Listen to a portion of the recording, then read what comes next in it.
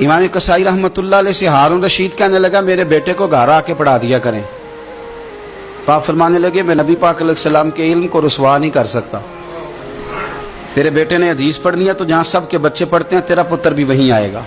اس نے کہا جی ٹھیک ہے میرا بیٹا وہیں آ جائے گا، لیکن اسے تھوڑا الگ سے ٹائم دے دیں۔ فرمانے لگے کوئی ٹائم الگ نہیں، ساری کلاس میں جہاں سب بیٹھیں گے تیرا پتر بھی وہیں بیٹھے گا۔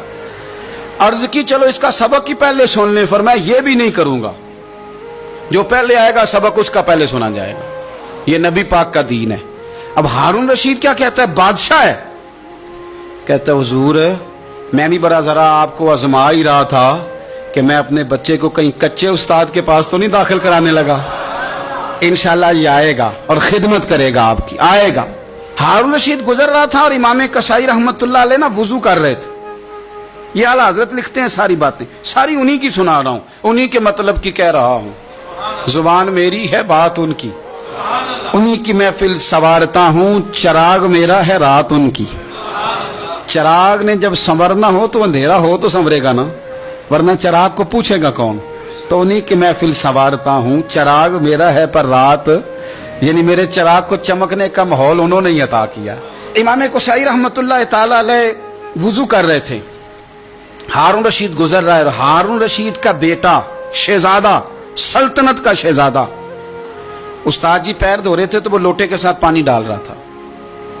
ہارون رشید نے دیکھا تو غصے کے ساتھ گھوڑے سے اترا۔ لوگ کہتے ہیں ہم یہ سمجھے کہ اب ہارون رشید نا امام کسائی پہ غصہ کرے گا کہ شہزادے سے وضو کروا رہے ہیں۔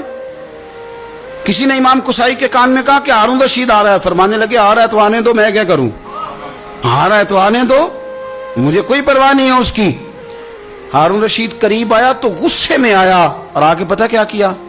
زور سے اپنے بیٹے کو تھپڑ مارا، کہنے لگا رب نے تجھے دو ہاتھ دیے ہیں اور تیرے استاد جی خود پیر دھو رہے ہیں، ایک ہاتھ سے پانی ڈال، دوسرے ہاتھ سے استاد کے پیر دھو، پھر تجھے پتہ چلے گا کہ میں کسی عالم کی خدمت کر رہا ہوں۔ تمنا درد دل کی ہو تو کر خدمت فقیروں کی، نہیں ملتا یہ گوہر بادشاہوں کے خزینوں میں، تو یہ کیا کر رہا؟ ہارون رشید کسی کی پرواہ نہیں کرتے تھے، لیکن کوئی عالم دربار میں آتا تو تخت پہ اٹھ کے کھڑے ہو جاتے۔ وزیر بھی بڑے ہوتے ہیں نا مشورے دینے والے۔ ایک وزیر کہنے لگا حضور اس طرح تو سلطنت کا روب چلا جائے گا، یہ بھی میرے اعلیٰ حضرت نے لکھا ہے، روب چلا جائے گا۔